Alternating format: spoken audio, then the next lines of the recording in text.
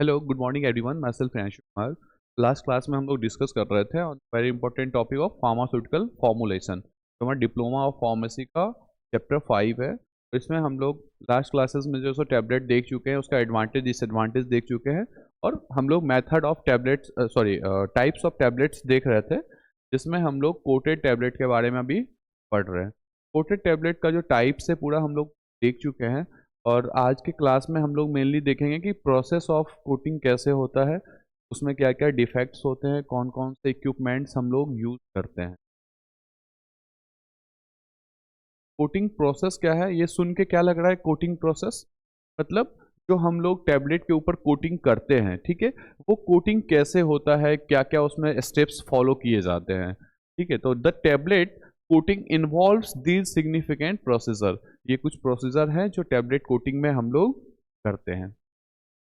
तो फर्स्ट जो हमारा प्रोसीजर है वो क्या होता है? Tablet preparation. देखो, टैबलेट कोटिंग के लिए सबसे महत्वपूर्ण क्या है हमारा? टैबलेट। कि टैबलेट का प्रिपरेशन, टैबलेट पहले प्रिपेयर हो जाए, फिर हम लोग उसकी कोटिंग करेंगे। तो पहला स्टेप क्या है? Tablet preparation. इसमें क्या होगा? Tablets should be uniform in size. जो हमारा टैबलेट होगा जिसकी हमको कोटिंग करनी है, वो क्या होना चाहिए? Uniform in size. उसका साइज जो है सो यूनिफॉर्म होना चाहिए, एक टाइप का होना चाहिए। उसका शेप जो है सो एक जैसा होना चाहिए, यूनिफॉर्म होना चाहिए। और hardness and free from dust, उसमें कोई भी डस्ट मटेरियल जो है सो टैबलेट के ऊपर ना हो। समझ गए? टैबलेट हमारा कैसा होना चाहिए? पूरा यूनिफॉर्मली एक साइज, एक शेप, और एक जैसा जो है उसका हार्डनेस हो, ठीक है, और उस पर कोई भी डस्ट ना हो, फ्री फ्रॉम डस्ट हो वो। और क्या है? Defective tablets are rejected. जो भी टैबलेट्स हमारे डिफेक्टिव होंगे, उसमें उसकी हार्डनिंग सही से नहीं हुई होगी, ठीक है, उसका अच्छे से मतलब उसका साइज अलग हो गया हो, या उसके ऊपर डस्ट पार्टिकल्स लगे हो, है ना, तो उसको क्या कर लेंगे हम लोग? अलग करके रिजेक्ट कर देते हैं उसको, ठीक है, उसका यूज नहीं करेंगे फर्दर आगे। सेकेंड जो हमारा प्रोसीजर होता है वो क्या होता है? Loading of tablet. जो टैबलेट है जिसको हमको कोटिंग करना है, उसको हम लोग लोड करते हैं या पुट करते हैं किस चीज़ में? जो भी हमारा कोटिंग मशीन है, जो हमारा इक्विपमेंट है, ठीक है, उसके अंदर। तो tablets are loaded into a coating pan और कोटिंग मशीन। जो हमारा कोटिंग मशीन होता है ना, अभी हम लोग आगे देखेंगे, उस कोटिंग मशीन में हम लोग क्या करते हैं, या उसके पैन में क्या करते हैं कि जो टैबलेट है हमारा, उसको क्या करते हैं, उसमें पुट कर देते हैं या लोड कर देते हैं। फिर उसके बाद pan starts rotating to ensure uniform mixing. Pan को क्या करते हैं हम लोग? जो पेन होता है ना, उसमें उसको रोटेट स्टार्ट करते हैं और देखते हैं कि वो यूनिफॉर्मली मिक्स हो रहा है या नहीं हो रहा है, ठीक है। ये हमारा क्या था? Second procedure. फिर हम लोग इसके बाद क्या करते हैं? Third step. थर्ड स्टेप में क्या देखते हैं? Spraying of coating solution. जो हमारा कोटिंग सॉल्यूशन होता है उसका स्प्रे करना स्टार्ट करते हैं, ठीक है। जैसा हम लोग होली में जो पिचकारी रखते हैं ना, सेम उसी टाइप का स्प्रे मशीन होता है, जिसके मदद से हम लोग जो हमारा स्प्रेइंग मटेरियल्स होता है उसका स्प्रे करना स्टार्ट करते हैं, और वो पेन रोटेट होते रहता है, ठीक है। Coating solutions is spread using spray guns. मतलब जो हमारा कोटिंग सॉल्यूशन है वो स्प्रे गन्स के मदद से क्या होता है, उस पर मतलब स्प्रेड होना शुरू हो जाता है, ठीक है। और क्या है? Uniform distribution over tablet surface is essential. जो भी हमारा कोटिंग मटेरियल है उसका जो सो यूनिफॉर्म डिस्ट्रीब्यूशन होना बहुत जरूरी होता है टैबलेट के होल सरफेस के ऊपर, ठीक है, ये चीज समझ रहे ना। फिर और क्या है? Coating solutions generally contains. जो भी हमारा कोटिंग सॉल्यूशन होता है, ठीक है ना, कोटिंग सॉल्यूशन जो होता है जिसके द्वारा हम लोग किसी भी टैबलेट के ऊपर कोट करते हैं, उसमें क्या क्या कंटेन होता है, क्या क्या होता है? तो हमारा पॉलीमर हो गया, फिल्म फॉर्मर, ठीक है, जो उसके ऊपर एक फिल्म बनाने का काम करता है, polymer, plasticizer, clouding agent, solvent, water और ऑर्गेनिक सॉल्वेंट कोई भी। उसके साथ साथ हम लोग प्रिजर्वेटिव भी मिक्स करते हैं, है ना। तो ये सारी चीजें जो सो हम लोग उसमें मिक्स करके उसके ऊपर कोट करते हैं। तो कोटिंग सॉल्यूशन समझ गए ये चीज? चलिए, फोर्थ स्टेप होता है उसके बाद कोटिंग स्प्रे करने के बाद ड्राइंग। वो जब हमने उसके ऊपर स्प्रे कर दिया कोटिंग मटेरियल का, वो कहीं ना कहीं क्या हो जाता है? चिपचिपा हो जाता है। उसको फिर हम लोग क्या ड्राई करते हैं? ड्राई कैसे करते हैं? Hot air is passed to evaporate solvent. जो भी सॉल्वेंट उसके ऊपर हम लोगों ने दिया है उसको क्या करते हैं हम लोग? हॉट एयर के थ्रू इवॉपरेट करते हैं, ठीक है, इवॉपरेट करते हैं। और फिर उसके बाद क्या होगा, prevent sticking and ensure smooth coating. मतलब हॉट एयर पास करने के बाद हम लोग क्या देखते हैं कि वो आपस में चिपके ना, स्टिकी, उसका स्टिकी नेचर ना रहे, और साथ ही साथ उसका जो स्मूथ कोटिंग है, वो कोटिंग जो मटेरियल है वो स्मूथली पूरा पार्शियली जो है सो पूरे सरफेस एरिया ऑफ टैबलेट पे जो है सो डिस्पर्स्ड हो जाए, ठीक है, या इजिली पूरा जो है सो वो फैल जाए उस पर। ये हमारा फोर्थ स्टेप होता है। और फिर होता है हमारा लास्ट फिफ्थ स्टेप, कूलिंग का। कूलिंग दैट मीन्स कि वो हॉट एयर जाने के बाद वो टैबलेट क्या था, कहीं ना कहीं उसके अंदर टेम्परेचर बढ़ जाएगा। तो फिर क्या कहते हैं, tablets are cooled with normal और कूल एयर, ठीक है। उस समय हमने क्या किया था, सुखाने के लिए हॉट एयर दिया, फिर उसके बाद क्या किया कि नॉर्मल एयर या कूल एयर जो है सो उसमें फिर पास करते हैं, ताकि वो उसका जो टेम्परेचर है वो एट रूम टेम्परेचर अच्छा वो आ जाए। और it prevents cracking and improve coat stability. जो हम लोग कूलिंग का जो प्रोसेस करते हैं, जब नॉर्मल एयर या जो हमारा कूल एयर जो है जब हम लोग उसमें पास करते हैं, तो उसका रिजल्ट क्या होता है कि जो है ना वो हमारे टैबलेट्स के क्रैकिंग को प्रिवेंट करता है। वो टैबलेट क्रैक ना हो इस चीज़ को प्रिवेंट करता है, और साथ ही साथ जो कोट जो हम लोग किया ना, कोटिंग मटेरियल जो उसके ऊपर अप्लाई किया है, उसकी स्टेबिलिटी को भी इनहेंस करता है, ठीक है, समझ गए चीज़। अब हमारा लास्ट स्टेप क्या है, अनलोडिंग एंड इंस्पेक्शन। हमने कोटिंग हो गया, फिर उसको निकाले उस पेन से, मतलब अनलोड किया, और फिर उसको देखते हैं विजुअली, फिजिकली। फिर उसके बाद हम लोग जो है so with the help of various instruments देखते हैं कि उसका अच्छे से वो कोटिंग हुआ है या नहीं हुआ है, तो वो हमारा इंस्पेक्शन हो जाता है, ठीक है। कोटेड टेबलेट्स आर रिमूव्ड, मतलब जो कोट हो गया टेबलेट का उसको रिमूव किया, फिर उसके बाद check for defects like cracking, peeling और अनइवन कोटिंग। फिर हम लोग उसको अनलोड करके चेक करते हैं कि उसमें क्रैकिंग तो नहीं रह गया, ठीक है, या पीलिंग तो नहीं है, या साथ ही साथ अनइवन कोटिंग तो नहीं हुआ है कि कहीं ज़्यादा कहीं कम, ठीक है। तो वो चीज़ हम लोग विजुअली उसमें इंस्पेक्ट करते हैं।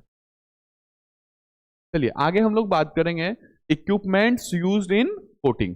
जब कोटिंग हम लोग कर रहे हैं तो कौन कौन से इक्विपमेंट्स के मदद से हम लोग कोटिंग करते हैं, ठीक है।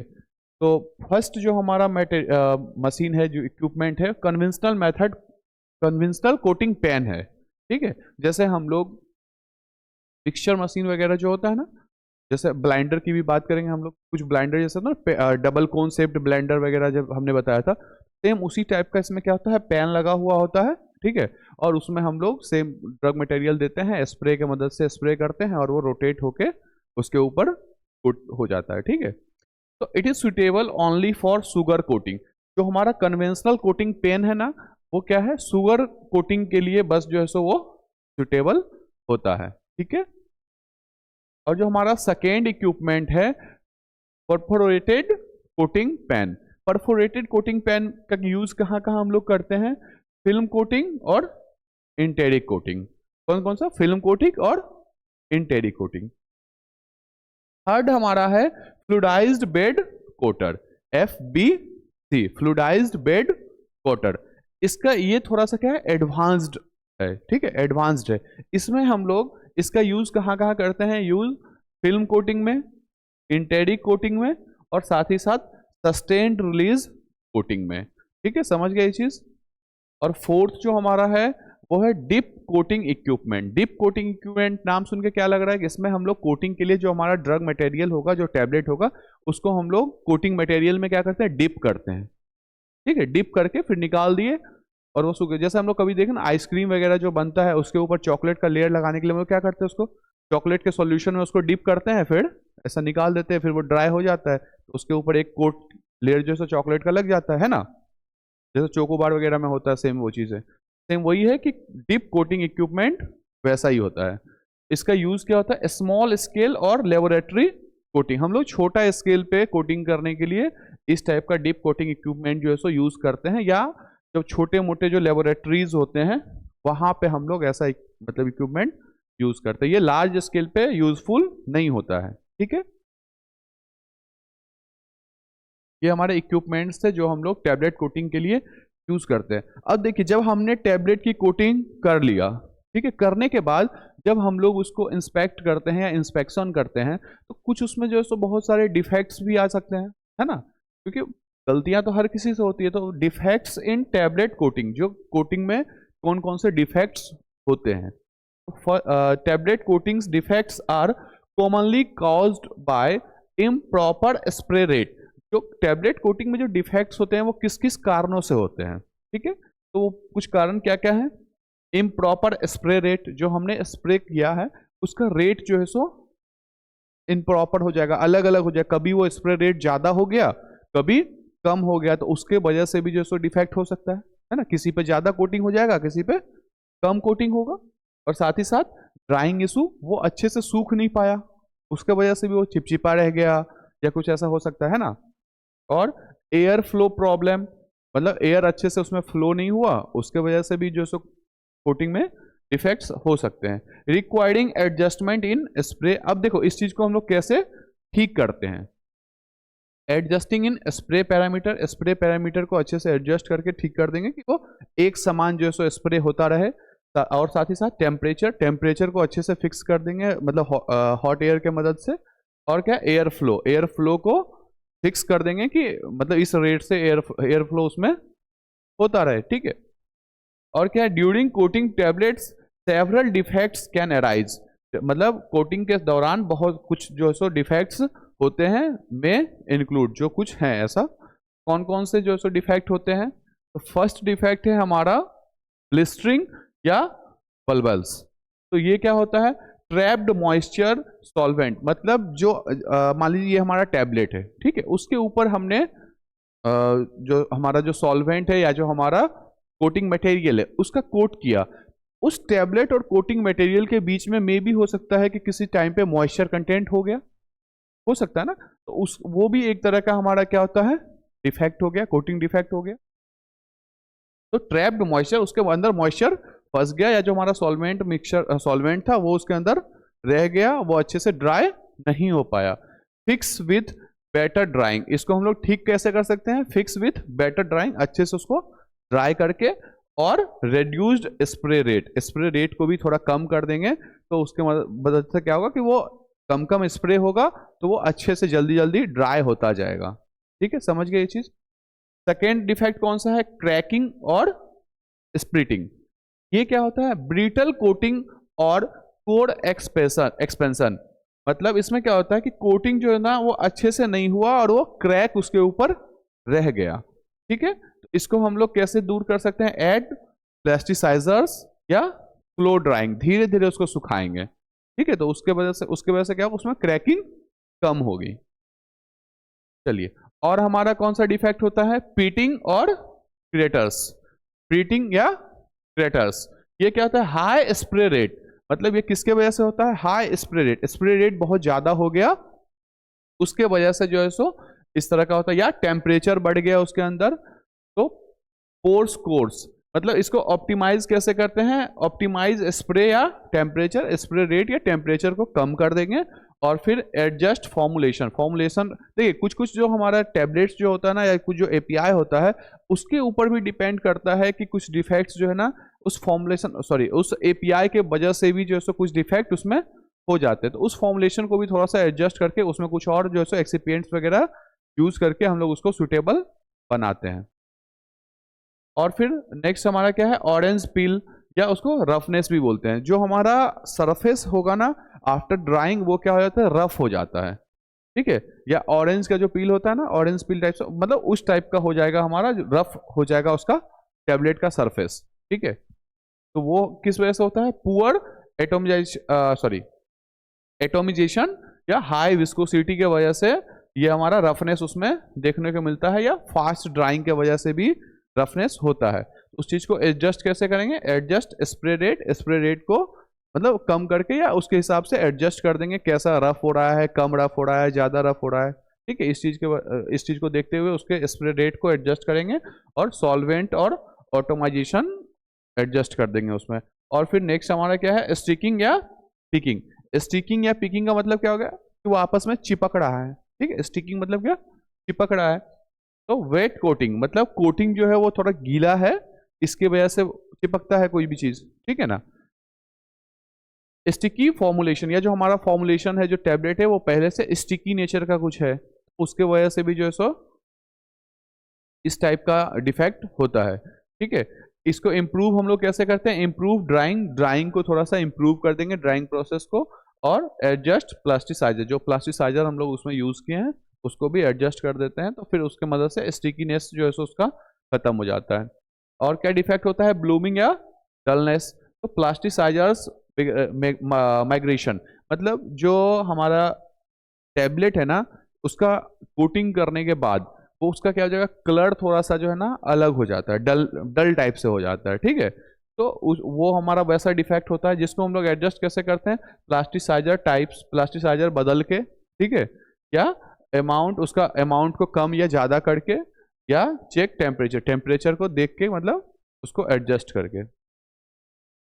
नेक्स्ट है हमारा ब्लशिंग, जिसको हम लोग व्हाइटिश फिल्म बोलते हैं, मतलब पॉलीमर प्रेसिपिटेशन, मतलब जो हमने उसमें पॉलीमर मिक्स किया वो क्या होता है कि वो ऊपर आके प्रेसिपिटेट बना लेता है, उसके वजह से एक व्हाइटिश लेयर ऊपर बन जाता है, वो भी एक तरह का क्या होता है हमारा डिफेक्ट, कोटिंग डिफेक्ट होता है। ठीक है, फ्रॉम रैपिड कूलिंग, मतलब उसको बहुत जल्दी, मान लीजिए हमने उसके ऊपर स्प्रे किया, ठीक है, कोट किया, और फिर उसको बहुत जल्दी जो ठंडा कर दिया, ठीक है, तो उसके वजह से इस टाइप का जो प्रेसिपिटेशन फॉर्म हो जाता है। ठीक है, मतलब वो ऊपर ऊपर उभर जाता है। ठीक है, और ह्यूमिडिटी की वजह से भी होता है ये चीज़ कभी कभी।